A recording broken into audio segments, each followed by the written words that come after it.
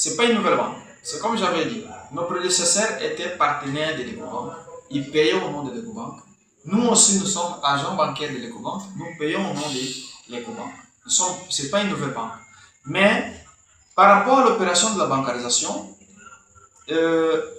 quand un agent de l'État est bancarisé, c'est-à-dire il a maintenant un compte bancaire via lequel son salaire passera, en réalité, il bénéficie de beaucoup de choses.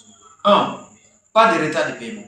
C'est-à-dire, dès que la paie est déclenchée, lui trouve son compte crédité et il peut retirer l'argent où il veut. Nous avons aussi l'accessibilité. L'agent de l'État qui a déjà un compte bancaire a l'accessibilité à son salaire partout. Parce qu'il y a même des opérations, des transferts et tout, qu'il sait le faire par rapport à des systèmes ou l'application que la banque a disposé pour que les opérations se fassent à la moindre des choses. Et puis, le meilleur avantage, je dirais, c'est le fait que l'agent de l'État qui a un compte bancaire a accès au crédit.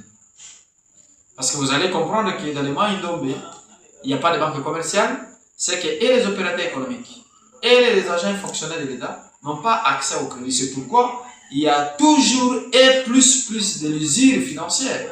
C'est-à-dire qu'il y a toujours l'opération qu'on appelle banque Lambert, partout dans la province, parce que les gens n'ont pas où aller prêter de l'argent. Alors qu'un agent de l'État doit jouir d'un certain nombre d'avantages, notamment avoir accès au crédit. Ça s'appelle crédit fonctionnel. Mais dès lors qu'ils n'ont pas de compte bancaire, il y a difficulté qu'ils trouvent ce crédit. Mais en réalité, si un agent de l'État a un compte bancaire, comme ça se fait ailleurs, ils commenceront à avoir accès au crédit et puis être servis à de moindres pourcentages comme ça se fait, parce qu'on a y à comparer avec les amis de la banque Lambert, excusez-moi, ils font 50%. C'est pour dire que pour une année, vous êtes obligé de payer 600% de l'argent que vous avez demandé. Mais au niveau de la banque, un agent de l'État, quand il va prêter ou il va accéder au crédit, il ne va rembourser que 35% là. Vous allez comprendre que si vous faites les 35 par 12, vous avez un pourcentage de moins de 5.